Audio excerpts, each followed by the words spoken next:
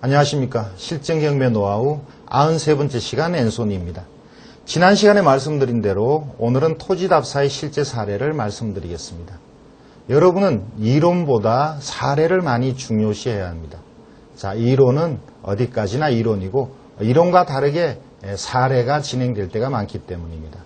자, 다른 사람이 경험한 사례 중에서 여러분이 만약에 성공 사례만 들으신다면 경매에 대해서 희망적인 생각만 하겠죠. 저는 성공 사례보다 실패한 사례가 더 중요하다고 생각합니다.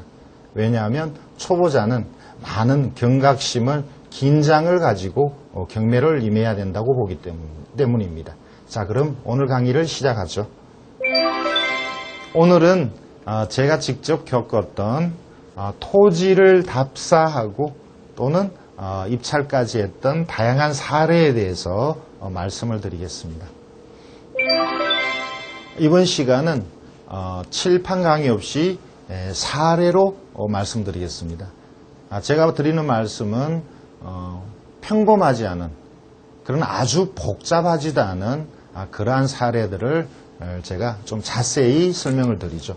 자, 우선 부산의 주택이 경매로 나왔습니다.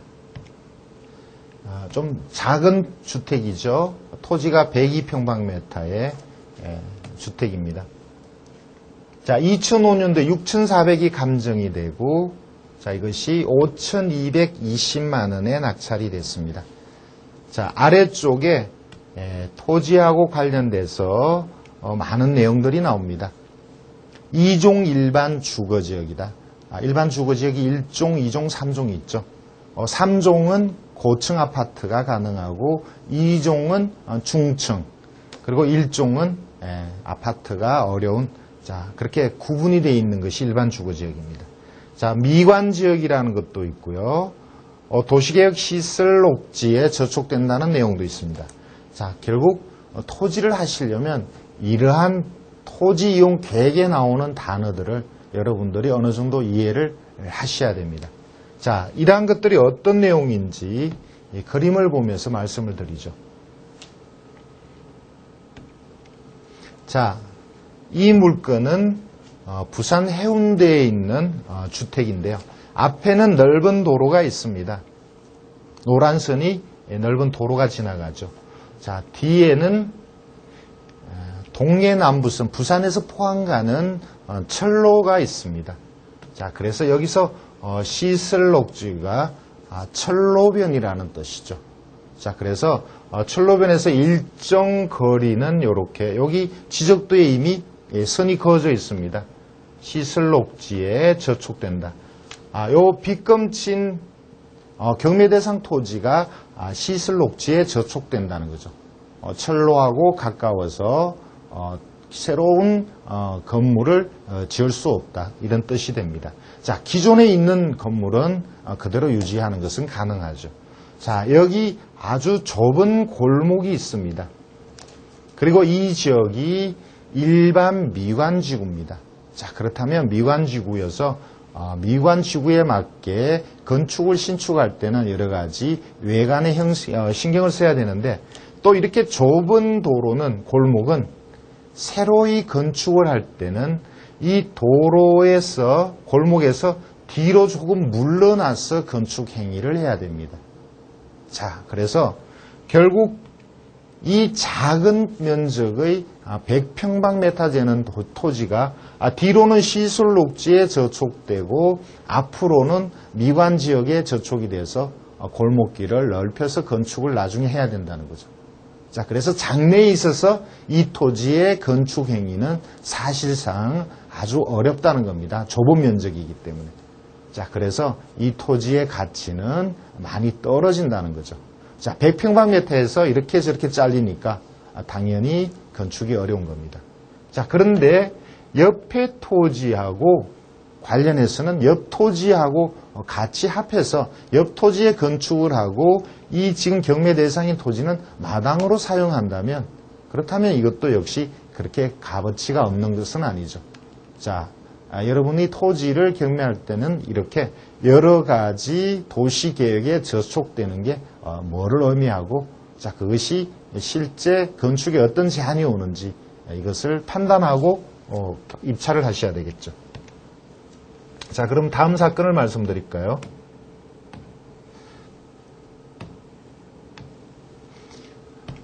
화성시 동탄에 농지가 경매로 나왔습니다. 자, 좀 오래된 사건입니다. 2030평방미터가 농지가 경매 대상이고, 자, 이것이 2003년도에 7,500에 감정이 됐었습니다.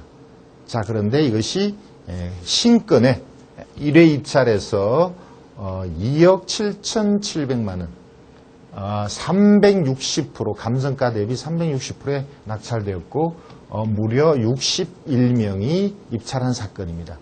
저 역시 입찰했지만 아주 어림없는 금액에 당연히 실패를 했던 사건입니다. 자, 주변은 농림지역 농업보호구역이라고 되어 있습니다. 자, 그림을 볼까요? 대체로 저수지 주변은 농업보호구역입니다. 농림구역에 속하지만 어느 정도 건축이 가능합니다. 소규모의 주택, 건린이 건축이 가능하죠. 자, 여기는 보시다시피 이 주변이 거의 저수지입니다.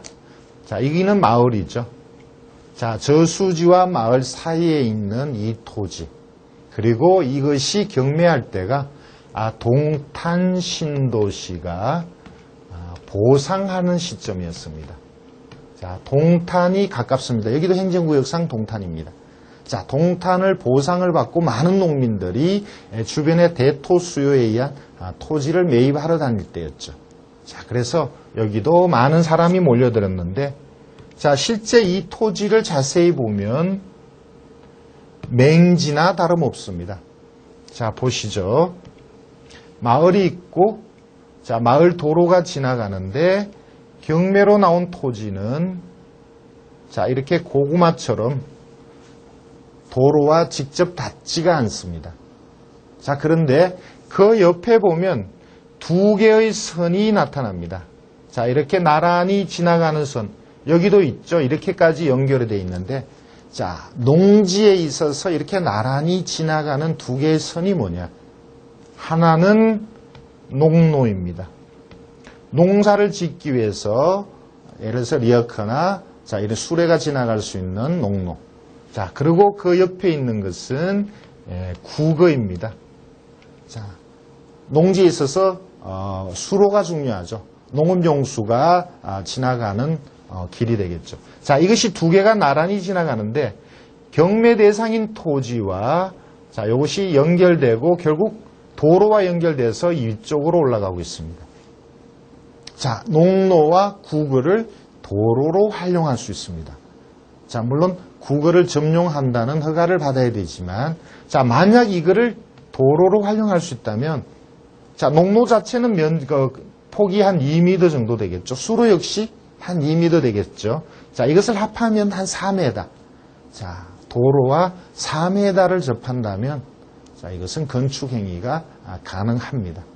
자, 그래서 외형상 맹지로 보이지만 실제 도로와 접해서 건축 행위가 가능하니까 결국 이것이 높은 금액에 낙찰이 된 거죠. 저 역시 그것을 판단하고 입찰했고 대부분 그렇게 했었습니다. 자, 그래서 다시 볼까요? 자료를. 7,500만 원짜리 토지가 2억 7,700에 낙찰되었죠. 자, 그래서 그 당시 입찰했던 많은 사람들이 경매장에 있던 많은 사람들이 대단한 낙찰자다. 자, 이렇게 탄성을 냈었었죠. 그러다 지나고 보니까 결국 이 토지를 잘 샀다라는 생각이 들었습니다. 자, 그 당시로는 거의 시가에 가까운 금액으로 낙찰을 받았죠. 자, 평당으로 보면 614평에 2억 7천이니까 40여만 원이 넘는 금액으로 낙찰을 받았는데, 지금 물론 한 4년 정도의 세월이 흘렸습니다만, 지금으로 봐서는 100만 원 정도 호가한다고 보니까 그렇게 잘못된 투자는 아니었던 것 같습니다. 자, 그런데 지금 현 시점에서 또 하나의 문제가 뭐냐면, 자, 아까 그 토지가 여기 동탄이 신도시가 들어오기 시작하던 보상하던 시점에 낙찰이 된 사건이었고, 자, 이 저수지 옆에 토지를 낙찰을 받았죠. 자, 그런데 작년 2007년에 제2동탄이 발표가 되면서 이 토지가 또 수용의 대상이 되어버렸습니다. 자, 이것을 낙찰받은 사람은 평당 40만 원 정도의 낙찰을 받은 게 매입한 금액이 뚜렷이 드러나죠.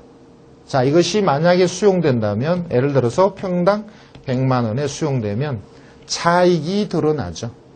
자, 그래서 많은 부분은 어쩌면 세금으로 국가에 내야 되지 않을까, 그런 생각이 듭니다. 자, 어떤 특별한 목적을 가지고 낙찰을 받았다면, 자, 그것을 이용하지 못하고 다시 돈으로 되돌려 받으니까 결국 우리나라의 토지의 투자는 자, 이렇게 정부 정책에 많이 좌지우지한다. 그런 내용을 보는 것 같습니다. 다음 사례를 말씀드리죠. 자, 이 물건은 여러분 경매가 나왔습니다. 자, 같은 번지에 예를 들어서 경상북도 영덕군 이 주유소가 99년에도 경매가 한번 나왔었습니다. 그때 감정가가 1억 2천이었습니다. 자, 1억 2천이었고, 그리고 2005년도에 자, 똑같은 물건이 또 경매로 나왔는데 이번에는 1억 4천 정도입니다. 그런데 자, 이렇게 주유소가 경매에 두 분 나오는 것도 흔치 않은 일이고, 자, 1억 4천에 감정된 이 주유소가 아주 낮은 금액에 낙찰이 되었습니다. 자, 자세한 내용을 한번 보실까요? 자, 토지가 1300평방미터, 토지 건물 일괄 경매, 보시다시피 주유소입니다. 자, 이것이 2005년도에 1억 3,900, 1억 4천 정도에 감정이 되고 2006년도에 3,350만 원에 낙찰되었습니다. 감정가 대비 대략 24%에 낙찰되었습니다. 자, 왜 이렇게 가격이 떨어졌을까요? 자, 보시다시피 이 주소는 당연히 대로변에 있습니다. 자, 대로변에 지나가는 주소입니다. 자, 지금 보시는 그림은 이것이 7번 국도죠. 자, 7번 국도상에 예를 들어서 포항에서 동해안을 따라서 양양 강릉으로 가는 7번 국도입니다. 자, 이 7번 국도변에 있는 이 주유소가 왜 이렇게 저렴하게 낙찰이 됐을까? 자, 그것은 새로운 도로가 여기에 생겼기 때문입니다. 지방이나 수도권이나 할 것 없이 국도나 교통량이 많은 지방도는 새로운 도로, 우회도로나 직선도로가 많이 생겼습니다. 역시 여기도 이렇게 직선도로가 생기니까 주유소는 그 값어치를 잃고 마는 거죠. 자, 수도권에도 그런 게 많습니다. 주유소, 모텔, 그리고 휴게시설, 이러한 것들이 도로변이나 산중턱 고개에 있다가 새로운 도로가 나는 바람에 이것이 거의 무용지물이 되거나 전혀 값어치가 없는 쪽으로 많이 바뀌었습니다. 그리고 이것이 경매가 나오면 많은 사람들이 저렴한 맛에 낙찰을 받긴 하는데 그것을 제대로 활용을 못하거나 이렇게 해서 많은 손해를 보는 경우를 봤습니다. 자, 이건 역시 그런 거죠. 자, 여기에 새로운 도로가 생겼다라는 것을 위성사진으로 보여드리겠습니다. 자, 지금 제가 보여드리는 것이 위성사진입니다. 자, 주유소는 여기에 위치하고 있었죠. 그런데 지금 위에서 인공위성으로 찍은 새로운 도로가 이렇게 보이시죠? 자, 이렇게 되니까 주유소는 값어치가 없게 된 거죠. 자, 여러분도 지방에 만약 이러한 물건이 나왔다면 여러분 스스로 이 지도를 활용해서 이 주소의 위치를 확인할 수가 있습니다. 이 그림을 보여주는 것이 구글입니다. 많이 들어보셨죠? 구글 어스입니다. 인터넷에서 구글로 한번 쳐보시면 되죠. 구글입니다. 아주 유명한 외국 기업이죠. 자, 여기서 무료로 이 위성 사진을 제공합니다. 그래서 여러분이 경매를 하시면서 지방에 있는 이러한 시설에 대해서 이렇게 구글을 통해서 새로운 도로가 났는가 확인해 보시면 좋겠죠. 자, 그러면 다음 사건을 말씀드리죠. 자, 경기도 안성시 봉산동에 임야가 경매로 나왔습니다. 자, 임야가 322평방미터고 건물은 매각 제외, 지분이라고 되어 있습니다. 자, 이 사건은 제가 첫 강의 때 현장 답사가 중요하다라는 것을 강조할 때 잠시 말씀드렸던 그 사건이 되겠습니다. 자, 8천의 감정이 되고 최종적으로는 취하가 되었습니다. 자, 이 사건은 외형상으로 도로가 접하는 것처럼 보이는데 사실상 현장을 가보면 도로가 접하지 않는 그런 땅이라고 말씀드렸죠. 자, 이렇게 보시다시피 이 빨간 땅 전부는 아니고요. 이 중에 일부 지분이 경매로 나왔는데 자, 이렇게 시층으로 올라가는 도로에 접한 걸로 나타납니다. 그런데 현장 사진을 보면 자, 이렇게 고저차가 3, 4m 이상 나죠. 옹벽이 쳐져 있습니다. 그래서 실제 이 도로를 이용해서 저 토지에는 출입할 수가 없죠. 자, 그래서 현장 답사가 중요한 것은 도로가 닿느냐 안 닿느냐. 외형상 닿는 것처럼 보이는데 실제 출입이 가능하냐. 자, 이거하고 반대일 수도 있죠. 도로 아래쪽에 저지에 토지가 경매 나왔을 때 역시 도로에 닿는 것처럼 보이지만 역시 도로에서 출입할 수 없는 그런 경우도 있으니까 이렇게 현장 답사를 여러분은 꼭 확인을 하셔야 됩니다. 자, 그러면 다음 사건을 보여드리죠.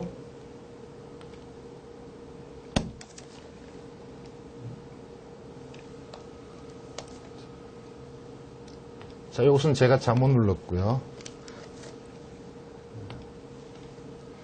자, 이천시에 농지가 경매로 나왔습니다.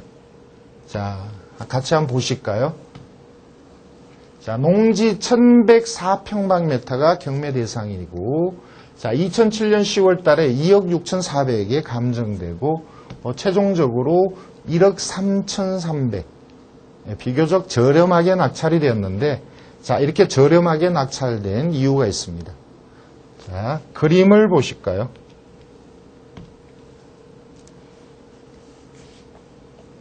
자, 이 그림을 지도를 보시면 경매 대상인 토지가 이렇게 다소 길게 세장형이라고 그러죠. 가늘고 길게 생겼습니다. 옆에는 아파트 단지가 들어와 있고요. 자, 여기 3종 일반 주거지역이라고 되어 있습니다. 3종 일반 주거지역은 중층 이상의 아파트가 들어올 수 있죠. 자, 그래서 여기가 실제 아파트가 들어올 계획이 되어 있습니다. 자, 이렇게 지도상으로 봤을 때, 자, 여기서 이렇게 출입을 하거나 할 수 있다면 이 토지의 가치는 대단할 것으로 보입니다.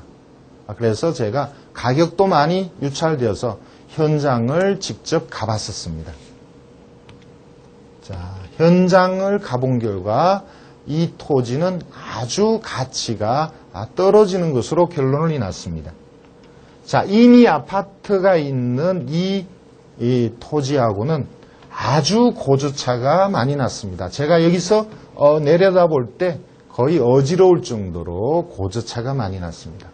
자, 이쪽에 3종 주거지역이 되어 있는, 자, 사진상으로도 이미 아파트 건축이 시작되었는데, 제가 갔을 때 작년 2007년 여름에 이미 아파트가 많이 올라왔습니다. 자, 이 두 아파트 단지 이렇게 사이에 낀 이 토지, 그리고 이쪽이 남쪽입니다. 자, 남동쪽을 높은 옹벽이 가로막고 있습니다. 자, 출입은 이 뒤쪽으로만 할 수 있습니다. 자, 이것이 과연 제대로 값어치를 발휘할 수 있을까? 두 아파트 단지와 평탄한 토지였다면 아주 높은 거의 금사라기에 가까운 토지가 되겠죠. 그런데 이렇게 꺼져 있었습니다. 자, 물론 이것을 승토하는 방법도 있겠지만 이것을 높게 땅을 돋았을 때는 뒤쪽과 역시 또 많은 고저차가 생기겠죠. 자, 그래서 그러한 공사 비용, 이런 비용을 고려한다면 이것은 좀 활용하기에 많이 어려운 그런 토지가 되겠습니다. 역시 외형상으로 보는 것과 실제 여러분들이 현장에 가서 판단했을 때 그 현상이 많이 다른 경우, 그런 경우를 여러분들은 입찰을 피하셔야 되겠죠. 사건을 같이 보실까요? 경기도 여주의 임야가 경매로 나왔습니다. 임야 5,950평이고요. 자, 이것이 2억 6,700에 나왔고, 이것이 그림상의 도로변에 있어서 역시 저도 현장을 답사를 했습니다. 자, 같이 그림을 볼까요?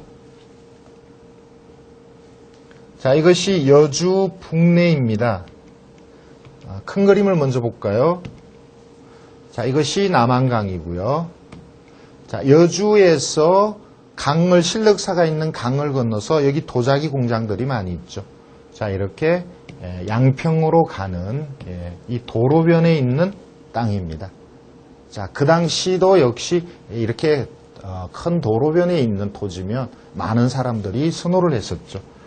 자, 그런데 현장을 가보니까 지금 좀 사진이 어둡습니다. 제가 찍은 사진을 다시 보여드리겠는데 여기에 많은 분묘들이 있었습니다. 자, 뒤쪽에도 있었고요. 거의 분묘가 한 7, 8기 정도 되었습니다. 그래서 이 분묘를 해결하지 않고는 이것은 당장은 값어치가 없겠다. 이런 생각을 하고 그냥 쉽게 지나쳐 왔었습니다. 자, 그리고 이 사건이 취하가 되었었죠. 자, 그리고 나중에 역시 제가 이 도로를 다시 지나가면서 이 사건을 봤습니다. 자, 이것은 제가 처음 답사를 갔을 때 찍은 사진입니다. 자, 아까 그 자료에 나오는 사진과 똑같은데요. 많은 분묘들이 있죠. 자, 이 도로에 접하고 있지만 이 뒤쪽에도 분묘가 있습니다. 자, 이 분묘를 해결하지 않고는 이 토지는 당장은 활용할 수 없겠다. 그래서 가격이 더 떨어져야 되겠다. 이렇게 판단하고 저는 지나쳐 왔었는데, 자, 이것을 보고 대략 한 6개월 정도 후에 다시 이 지역을 지나가는데 보시다시피 모든 분묘가 깨끗이 정리가 다 되었습니다. 자, 이것은 경매로 낙찰받은 게 아니죠. 취하되었으니까. 이것은 결국 일반 매물로 해결한 걸로 보입니다. 경매를 취하했다면 누군가가 그것을 해결하고 일반 매매로 돌린 것이죠. 자, 일반 매매일 경우는 당연히 이 분묘에 대해서 어떻게 처리할 건가를 다 협의가 됐겠죠. 자, 그렇다면 이것은 아주 잘 산 거죠. 자, 여러분도 역시 마찬가지입니다. 경매로 나온 사람은 채무자 입장에서는 여러 가지 많이 불리한 상황이고, 낙찰을 받거나 살려고 하는 여러분은 경매 물건이니까 여러 가지 유리한 측면에서 협상을 하고, 자, 금액이나 이렇게 분묘를 이장하는 문제나 이런 것을 여러분에게 유리한 쪽으로 돌려서 계약을 할 수가 있죠. 자, 경매 물건을 경매로만 낙찰 받으려 하지 마시고 경우에 따라서는 이렇게 일반 매매를 하는 것이 오히려 훨씬 유리할 때가 있다는 거 말씀드립니다. 자, 그러면 보여드리는 김에 다음 사건을 말씀드리죠. 자, 이것은 제가 수도권에서 낙찰받기가 워낙 어렵다 보니까 멀리 충청도 보은까지 간 사건입니다. 자, 그때 이것이 2005년, 2006년인 걸로 기억합니다. 이때는 공주 쪽에 새로운 행정도시하고 관련해서 그 일대에 투자를 하러 많이 다녔었는데, 자, 행정수도가 그쪽으로 간다면 이쪽도 장래에 좋아지겠다. 그리고 이미 그쪽에서 김천 상주까지 이미 고속도로가 보원을 지나가는 걸로 공사를 하고 있었습니다. 그래서 이쪽에 저렴한 땅이 있어서 제가 갔었던 거죠. 자, 이것은 공매 사건입니다. 자, 임야 12,491평방미터가 1,500만 원 정도에 감정이 됐습니다. 아주 저렴하죠. 대략 계산하면 평방미터당 1,000원 정도, 이 정도입니다. 현장을 가보니까, 자, 현장을 가기 전에 제가 이 사진을 먼저 봤죠. 공매에서 역시 이러한 사진을 제공합니다. 자, 이 사진을 보니까 도로가, 지방도가 지나가고, 자, 이것은 전원주택지죠. 자, 전원주택지와 바로 접한 이 임야. 자, 저는 여기서 큰 투자 수익이 나올 가능성이 있다라고 봤습니다. 그리고 현장을 답사를 했죠. 자, 이렇게 전원주택이 들어와 있었는데, 자, 현장을 가보니까 역시나 문제가 있습니다. 자, 전원주택지를 둘러싼 이렇게 도로가 바로 이 토지하고 닿는데, 토지가 아주 높습니다. 그리고 대부분이 이것이 안반입니다. 바위죠. 만약에 이것이 수도권에 있는 토지라면 이 안반을 캐내면 됩니다. 그 안반도 역시 값어치가 있는 돌이 되겠죠. 그런데 여기는 충청도 보원입니다. 자, 이것을 캐내는 데는 많은 비용이 들어가는데, 그 비용을 따졌을 때는 차라리 주변에 나오는 일반 토지를 사는 게 낫겠다, 이렇게 판단된 거죠. 그래서 저는 입찰을 포기했던 겁니다. 자, 토지는 이렇게 외형상으로는 저렴하고 좋아 보이는 것이 실제 현장을 가보면 이렇게 여러 가지 장애가 발생합니다. 여러분 역시 10개 정도 여러분 좋은 물건을 찾아서 현장을 가보시면 실제 마음에 드는 것은 2-3개에 불과합니다. 그래서 토지는 많은 발품을 팔아야 좋은 물건을 발견하게 되죠. 자, 그러면 다음 사건을 말씀드릴까요? 자, 다음은 양평에 있는 용문사, 그 주변에 토지가 경매로 나온 사건입니다. 자, 대지가 1380여 평방미터입니다. 자, 보통의 농지가 아니고 대지입니다. 자, 이것이 1억 2,700에 감정되고 아주 저렴하게 4,700여만 원에 낙찰이 되었습니다. 자, 왜 이렇게 저렴하게 낙찰이 되었을까? 자, 이것은 사진을 보면 금방 드러납니다. 자, 외형상 이렇게 전원주택 단지에 이렇게 구분해서 구획을 정리한, 자, 이 토지니까 당장 달려가서 집을 지어도 될 것 같은 그런 느낌이 들죠. 그런데 현장을 가보시면, 자, 여러분들이 예상했던 것과는 전혀 다르게, 자, 이렇게 가파릅니다. 일종의 번면이라고 볼 수 있죠. 자, 번면에 대해서 설명을 드릴까요? 자, 이렇게 임야가 있다. 이것을 평탄하게 작업할 때 이렇게 수직으로 깎지는 않죠. 이것을 평탄하게 작업하고, 자, 이렇게 비스듬히 깎습니다. 산사태나 이런 것을 피하기 위한 거죠. 이때 이 비탈진 토지를 법면이라 그러죠. 자, 산을 깎아서 도로를 낼 때도 이렇게 법면이 있죠. 자, 임야를 평탄 작업할 때는 모두 법면이 있습니다. 이건 역시 그러한 법면으로 보입니다. 자, 물론 비용을 들여서 평탄 작업을 하거나 옹벽을 쳐서 이 토지를 활용할 수는 있겠죠. 그렇다면 그러한 비용을 충분히 고려를 해야 되겠습니다.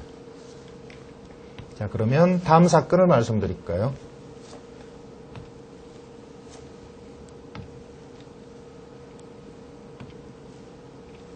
자, 다음은 이천시에 나온 토지입니다. 자, 515평방미터의 농지가 경매로 나왔습니다. 자, 2,800만 원에 감정되고 이것이 꽤 높은 4,500에 낙찰이 되었습니다. 자, 좀 특이한 내용이라고 볼 수 있는데요. 그림을 한번 보실까요? 자, 경매로 나온 토지는 하나의 사건에 두 개로 나왔습니다. 자, 이 사건, 큰 토지 경매 대상이었고, 자, 요것이 또 경매 대상이었습니다. 자, 이 큰 토지는 아파트 부지입니다. 여기에 아파트를 짓고 있었습니다. 자, 이것은 국도죠. 자, 이 아파트 전체가 큰 금액의, 아파트 부지가 큰 금액의 경매 대상으로 나왔고, 그 입구 출입로가 경매 대상으로 나온 거죠. 자, 여러분도 부동산을 잘 모르신다 하더라도 알박기라는 말은 들어보셨겠죠. 자, 이 뒤에 아파트 부지에 있어서는 이 토지가 반드시 거쳐가야 될 토지가 되죠. 자, 이것을 소유하고 있다면 일종의 알박기가 되겠죠. 자, 알박기가 여러 가지 많은 사회적인 지탄을 받았습니다. 너무 일확천금을 노린다. 자, 일확천금까지는 아니더라도 충분한 수익이 나온다면 투자를 해야 되겠죠. 자, 이 아파트가 제대로 활용이 되기 위해서는 이 앞의 토지를 반드시 매입해야 되기 때문입니다. 자, 여러분 역시 꼭 이렇게 나쁜 쪽으로 알박기를 생각하지는 마시고 누군가에게 반드시 필요한 땅이다라고 생각하면 자, 그 토지에 투자를 하셔야 됩니다. 제가 이미 말씀을 드렸는데 토지든 주택이든 자, 이것을 투자했을 때 팔 수 있어야 됩니다. 자, 그것을 일반인에게 내놨을 때 쉽게 팔리는 물건이면 투자를 하셔야 되고 또 누군가가 특정인이 반드시 사야 될 물건이라면 투자를 해야 되겠죠. 자, 이러한 토지가 두 번째에 해당될 거고 지분 경매에 있어서 경매 대상이 아닌 다른 지분권자가 내가 낙찰받은 지분을 매입해야 된다. 역시 여기에 해당되겠죠.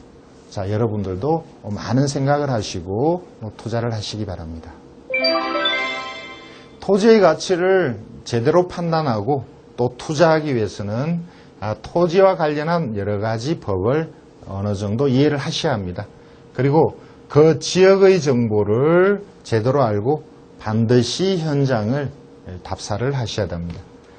자, 부동산에 대한 투자도 역시 여러분은 여러 가지 제한이 있죠. 금액, 시간, 또 시기적인 여러 가지 제한이 있고 또 초보일 경우 많은 판단을 하기가 어렵습니다. 그래서 부동산에 대한 투자를 하실 때도 지역을 좁혀서 집중하시는 것, 그러니까 선택을 하고 집중하는 전략, 이것이 꼭 필요하다고 봅니다.